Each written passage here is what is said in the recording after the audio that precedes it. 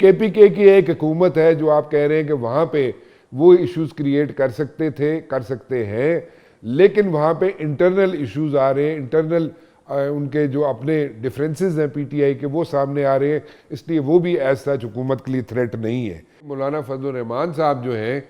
अगर इनके साथ मिल जाते हैं तो वो एक सिचुएशन क्रिएट हो सकती है। अदर देन दैट हुकूमत के लिए कोई प्रॉब्लम नहीं है, कोई इश्यूज नहीं है, उनके लिए एक स्मूथ सेलिंग है। कुछ अरसे से, कुछ माह से, कुछ महीनों से ठीक है पीटीआई वाले राब्ते कर रहे हैं छोटी जमातों को साथ लेके चलने के लिए, उसमें जीडीए भी है, उसमें और बड़ी जमातें हैं जिनको उन्होंने अपने साथ मिलाया हुआ है, लेकिन मौलाना फजल रहमान साहब अभी तक एज ऑफ नाउ वो साथ नहीं है। सो इन सारी चीज़ों को मद्देनज़र रखते हुए मैं वो सवाल आपके सामने रखूँगा, डू यू सी मौलाना साहब joining hands with like PTI? क्योंकि मौलाना साहब if he joins hands with PTI तो then it's going to make a difference. Other than that तो वो जो आप बात कह रहे हैं कि it's a smooth sailing for the government, और अगर हुकूमत गिरी भी तो अपने इत्तेहादियों की वजह से ही गिरेगी। देखिए मौलाना साहब बड़े ज़ीरक सियासतदान हैं और he knows politics better than anybody else मौजूदा सूरत हाल में जो नज़र आ रहा है। तो अगर पीटीआई मौलाना फजल रहमान को इस बात पे सेटिस्फाई कर देगी, क्योंकि उनका मैदान एक ही है और केपीके, तो अगर वो उनको सेटिस्फाई कर दे, कोई अकोमोडेशन की एग्रीमेंट हो जाए, कुछ सीट एडजस्टमेंट हो जाए मौलाना साहब की मर्ज़ी के मुताबिक, तो फिर मैं समझता हूँ कि मौलाना साहब बातचीत करेंगे। अदरवाइज़ तो इतने इख्तलाफात के बाद एक किसी एक पॉइंट एजेंडे पे, और वो भी इकट्ठे होंगे पीटीआई के साथ जो दूसरी जमातें हैं उस अलायंस में होंगी, अगर वो कन्विंस कर दें मौलाना फजल रहमान साहब को कि आएँ हम मिलकर जो है इस हुकूमत के ख़िलाफ़ एक इत्तेहाद करते, मतलब एक मुहिम चलाते हैं। लेकिन जहाँ तक आपने देखे ना, बहुत सी ऐसी जमातें हैं जिनके साथ हुकूमत ये तो अपने एलाइज को नहीं अभी संभाल सक रहे, बहुत सी ऐसी जमातें हैं जो आपने नाम भी ले लिया, GDA for example, GDA election के पहले were on the same page with the government, today's people were sitting inside, लेकिन क्योंकि वो कामयाब नहीं हुए थे, इन्फ्लुएंस उनका है सिंध के अंदर इंटीरियर में, लेकिन हुकूमत ने उनके साथ हाथ मिलाना ही छोड़ दिया, बातचीत करनी छोड़ दी। तो हमारे बहुत से लोगों के उनके साथ राब्ते हैं और हमें ये भी मतलब पता लगा था कि वो ये लोग जा रहे हैं उनको मिलने के लिए, तो उन्होंने फिर कहा था भाई ये लोग आ रहे हैं मिलने के लिए तो हम मतलब क्या करें, अब हम क्या कह सकते हैं कि भाई आप क्या करें, वो लाजमी बात है वही करेंगे जो उनके लिए बेहतर है, लेकिन ये गवर्नमेंट का काम है। देखिए ना, इनके दो काम है जो अहम है besides the like delivering to the people, के कम से कम पार्लियामेंट को सही चलाएं, गवर्नेंस को सही करें, और कम से कम अपने एलाइड पार्टीज को, क्योंकि ये वो पोजीशन नहीं है इनकी जो कि कंफर्टेबल हो, ये इनकी बहुत ही मतलब एक वनरेबल सिचुएशन में हुकूमत कर रहे हैं कि अगर एक भी बड़ा एलाई जो है अलग हो जाए, पीपल्स पार्टी या पीटीआई एमक्यूएम, तो मामलात इनके बिल्कुल ख़राब हो जाएंगे।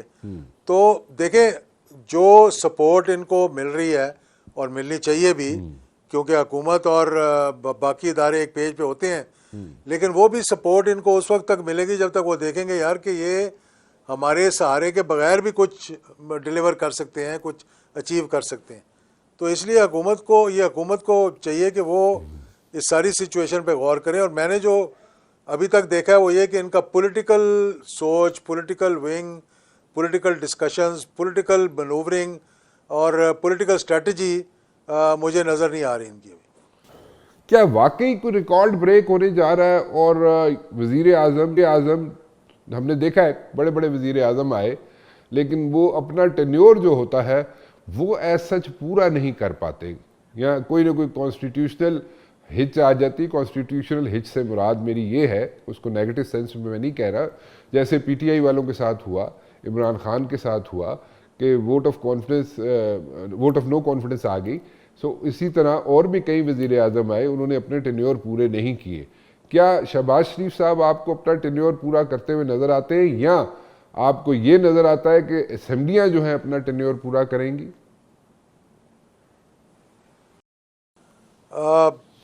बिस्मिल्लाहिर्रहमानिर्रहीम। देखें, आपका जो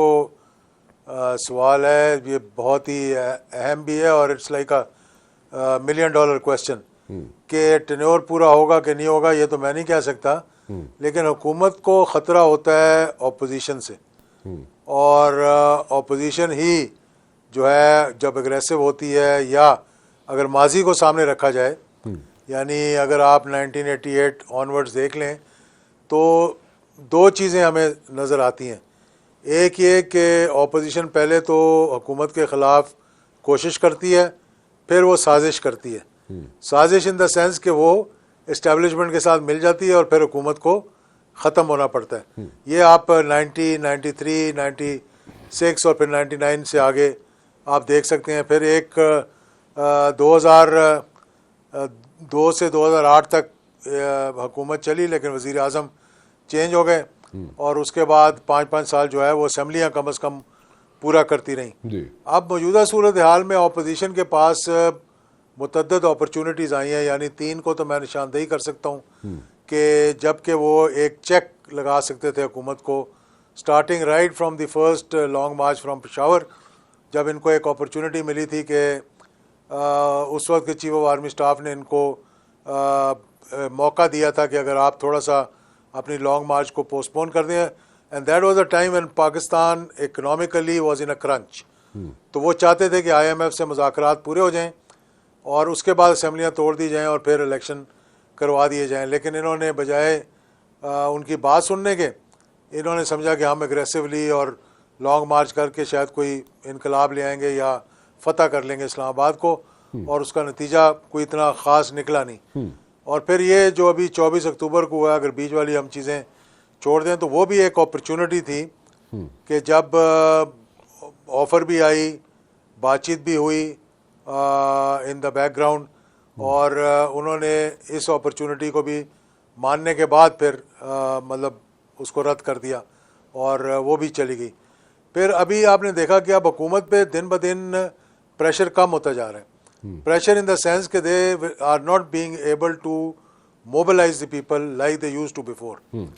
एक अब उनके पास अपॉर्चुनिटी है, वो है गवर्नमेंट उसकी KPK की, और वहाँ भी वो अभी जो नज़र आ रहा है कि वहाँ पर भी एक इत्तेहाद इनका आपस में नहीं है, मुत्तहद नहीं है, क्यों 2-2 ग्रुप बने हुए हैं,